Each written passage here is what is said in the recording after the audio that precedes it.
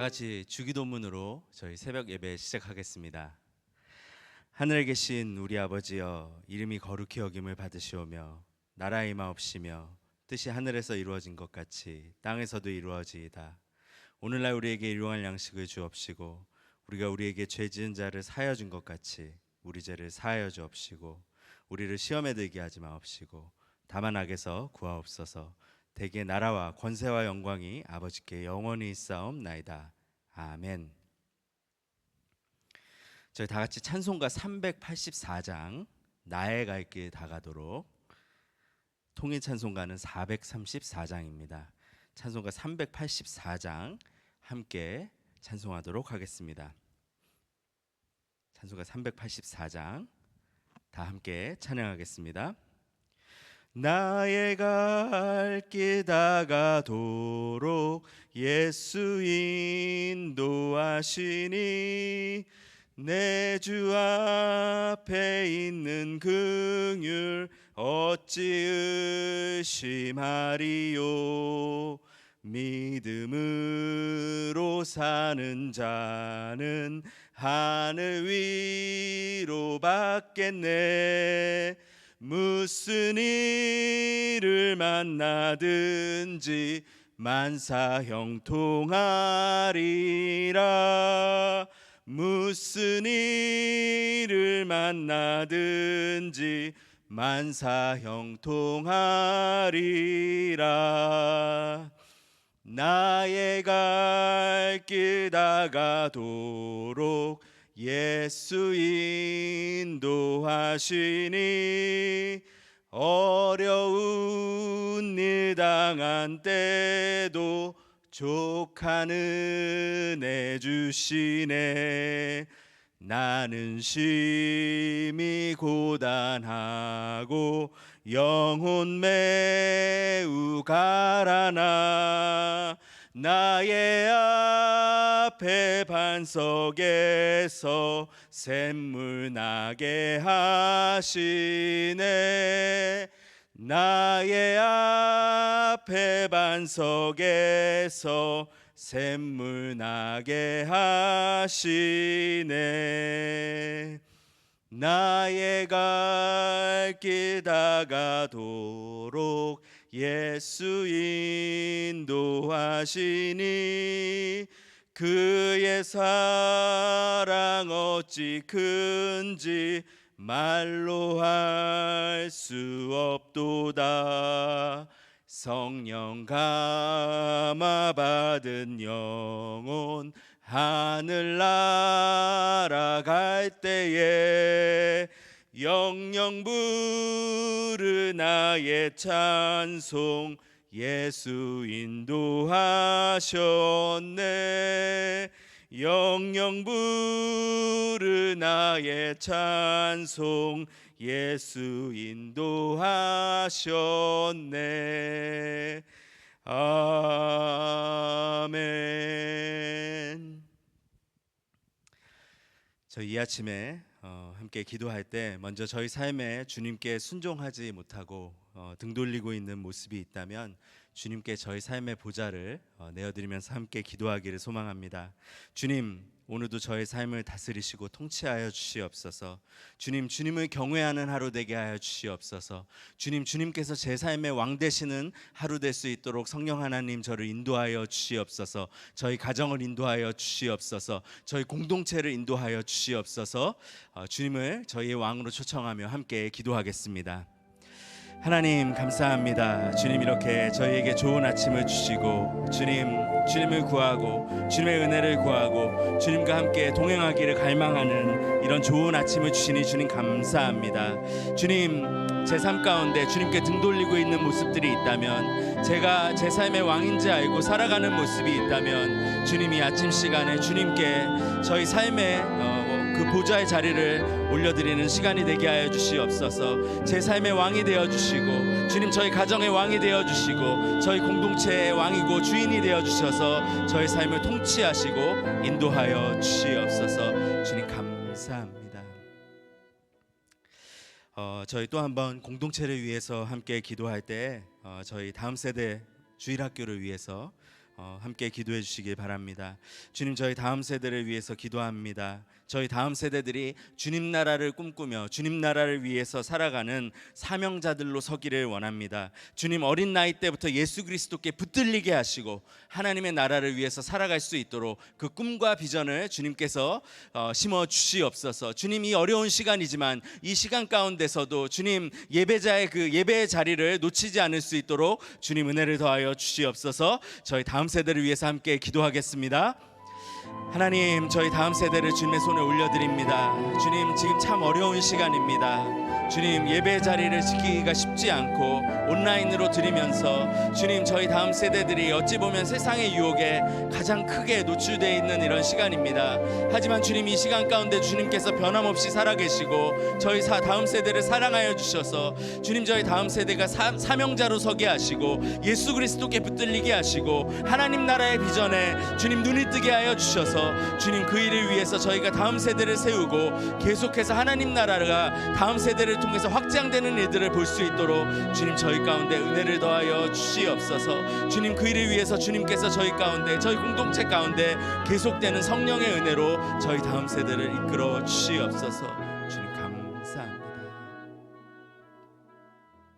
하나님, 감사합니다. 이렇게 좋은 아침에 주님을 찬양하고 주님을 예배할 수 있는 아침을 주셔서 감사합니다. 주님, 주님께서 저희 삶의 주인이시고 저희의 왕이십니다.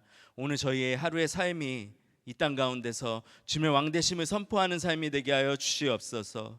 주님, 저희 다음 세대 또한 예수 그리스도께 붙들리게 하시고 하나님 나라에 눈뜨게 하셔서 이 땅 가운데서 하나님의 그 왕되심을, 하나님의 주인 되심을, 통치자 되심을 선포하는 다음 세대가 될 수 있도록 주님 인도하여 주시옵소서. 감사드리고 예수님 이름으로 기도드렸습니다. 아멘. 저희 오늘 함께 보실 말씀은 시편 14편 1절부터 7절까지의 말씀입니다. 시편 14편 1절부터 7절까지의 말씀 제가 봉독해 드리도록 하겠습니다. 어리석은 자는 그의 마음에 이르기를 하나님이 없다 하는도다. 그들은 부패하고 그 행실이 가증하니 선을 행하는 자가 없도다.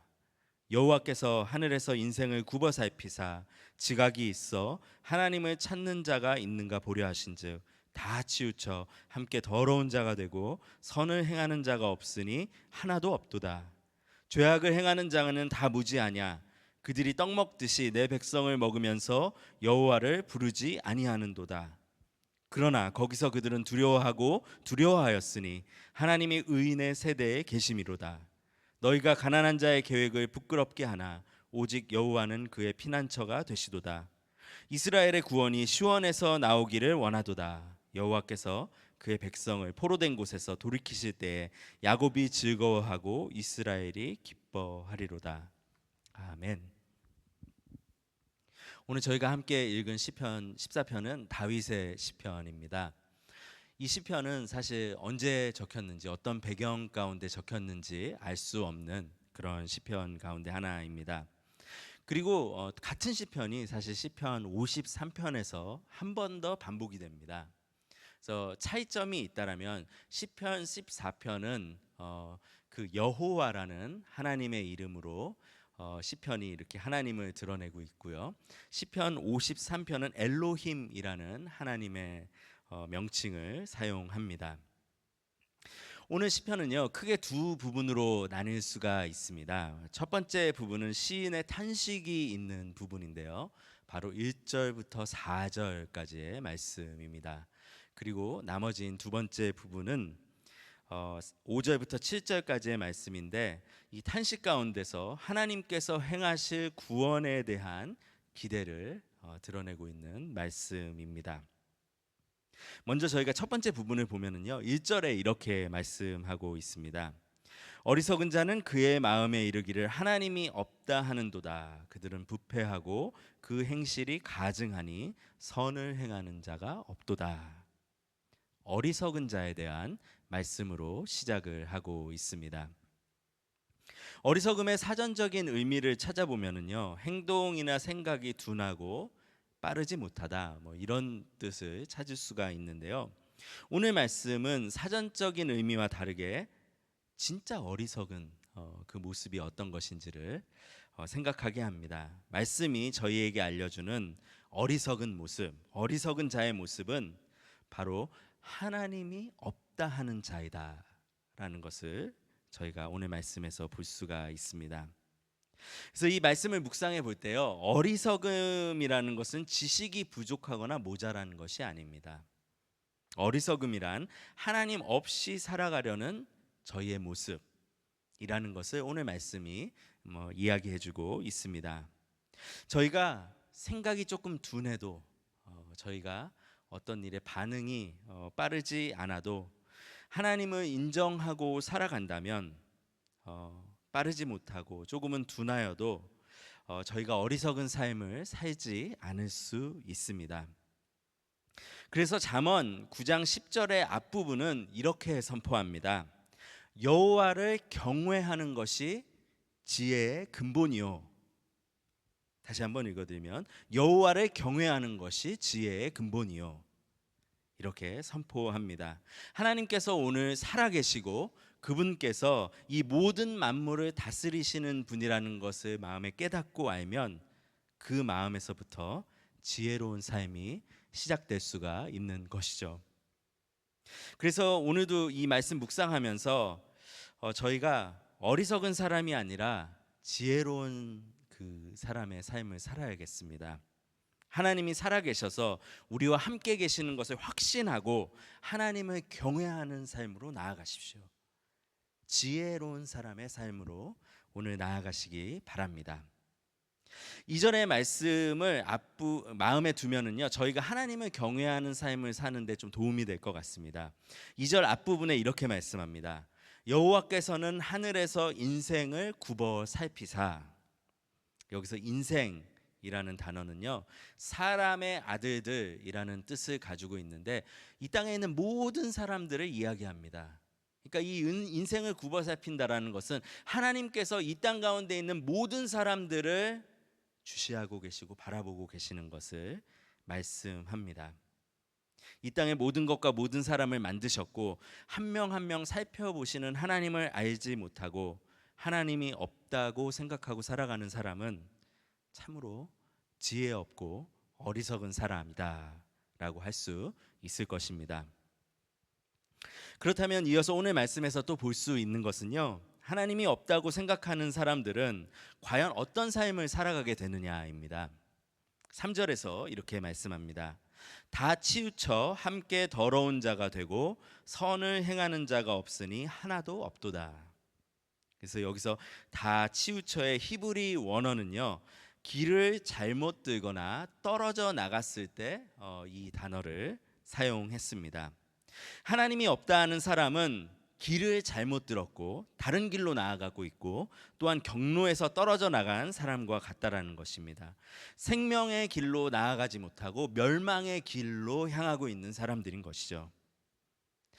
하나님이 없는 사람들도 저희가 도덕적으로 봤을 때 또 사람들의 그냥 기준으로 봤을 때 선하게 보일 수 있지만은요, 그 사람은 자신을 만드신 또 천지를 움직이시고 만물을 통치하고 계시는 하나님을 죽은 하나님 취급하며 선에서 멀어지고 있는 것입니다.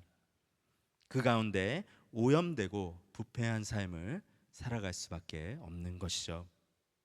그래서 오늘 시인은 후반부인 7절에서 이스라엘의 구원이 시온에서 나오기를 원하도다라고 말씀하고 있습니다. 하나님께서 이루시는 구원을 찾고 갈망하고 있습니다. 사실 저희는요, 모두가 오늘 시편 앞부분이 얘기하는 그런 치우친 사람들이었습니다. 생명의 길에서 한때 다들 멀어졌던 사람들이었죠. 하지만 하나님이 직접 오셔서 우리에게 구원의 길을 여셨습니다. 우리의 구원 되시는 예수 그리스도께서 이 땅에 오셔서 자신에 대해서 말씀하실 때 이렇게 말씀하셨죠. 내가 바로 길이요 진리요 생명된다라고 이렇게 말씀하셨습니다. 그 요한복음의 말씀대로 저희는 사실은 길을 몰랐던 사람입니다. 길을 잃었던 사람들입니다. 그런데 예수 그리스도로 말미암아서 생명의 길로 다시 하나님께로 향하는 길로 저희가 회복될 수 있었던 것이죠. 그리스도께서 오셔서 저희에게 길이 되어 주셨습니다. 하나님으로부터 떠났던 우리들에게 하나님으로 돌아갈 수 있는 길을 열어 주셨습니다. 처음 그리스도인이 되었을 때 저희가 나쁜 일을 하지 않기 위해서 참 노력을 많이 합니다. 그리고 이것은 좋은 변화라 할 수 있겠습니다.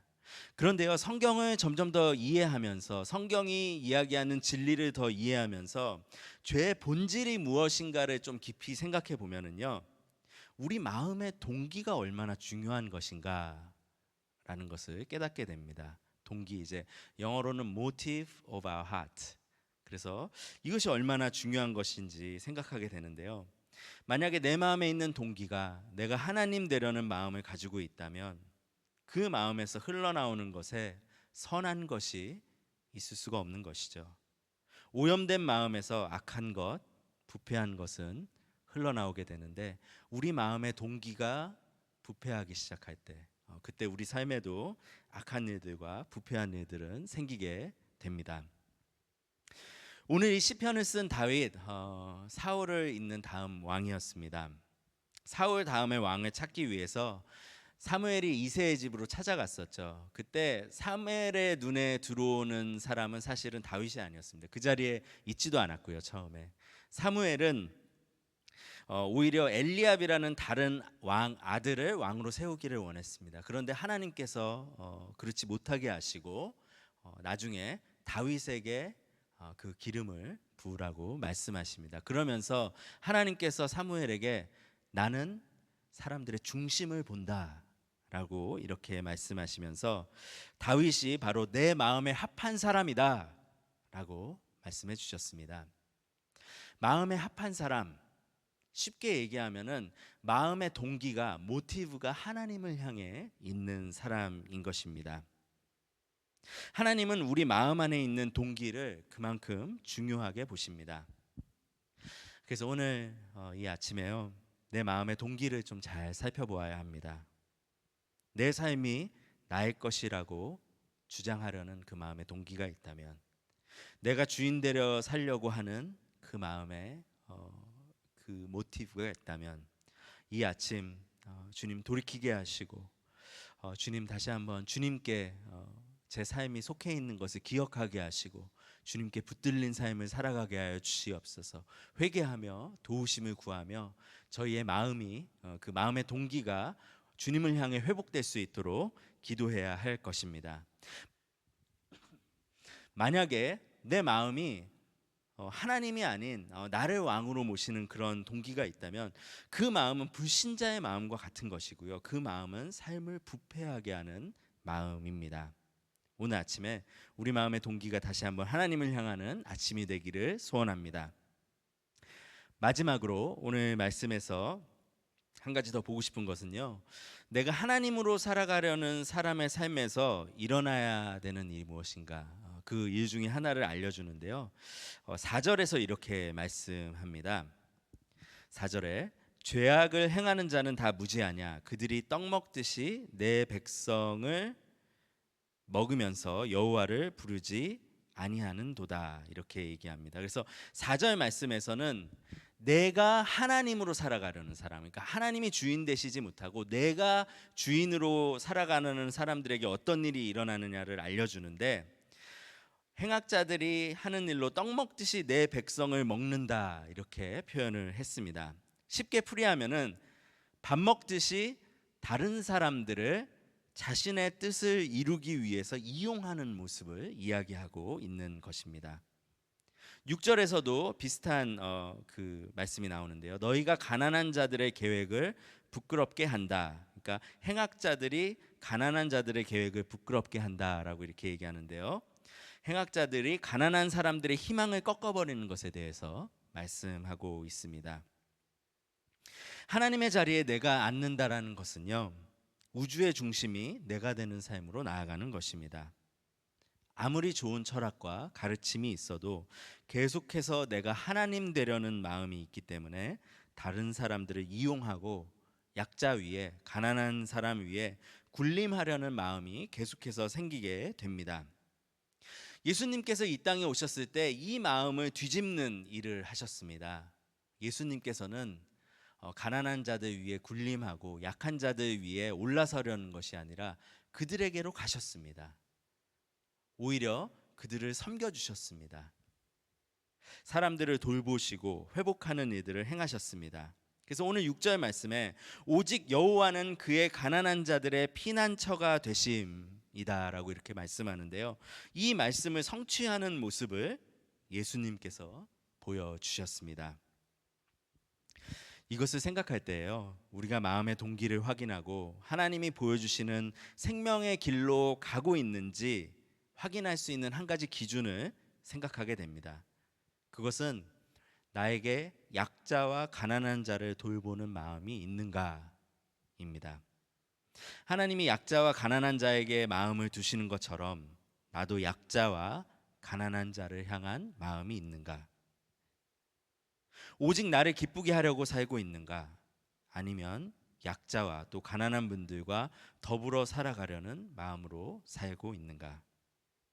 이것을 볼 때 내 마음에 하나님 나라를 향한 동기가 있는지 없는지를 체크할 수 있는 아주 좋은 기준이 될 것입니다.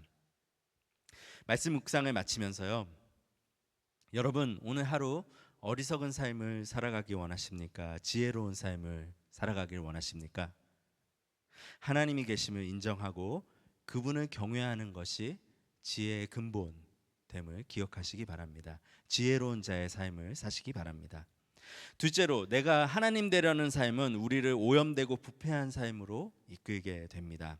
우리 마음의 동기를 잘 살피고 주님께 우리의 주권을 내어드리는 오늘의 삶이 되기를 기도합니다. 마지막으로, 하나님이 약자와 가난한 자를 귀히 여기시는 것을 기억하고 우리에게 그 하나님 나라의 가치를 위한 그 마음의 동기가 있는지를 질문해보고 돌아보고 다시 한번 그 마음을 회복해야겠습니다. 오늘 말씀 묵상 포인트를 생각하면서 함께 기도하겠습니다.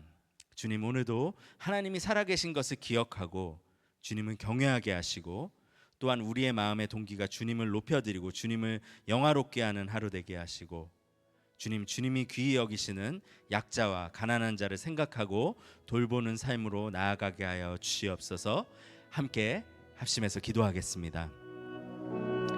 하나님 감사합니다. 오늘 저희의 말씀을 주셔서 감사합니다. 시편 14편의 말씀을 통해서 진정으로 어리석은 자가 어떤 자인지를, 그래서 진짜 지혜 있는 자가 어떤 자인지를 생각하게 됩니다. 오늘 주님을 경외하게 하시고 주님 앞에서 살아가게 하여 주시옵소서.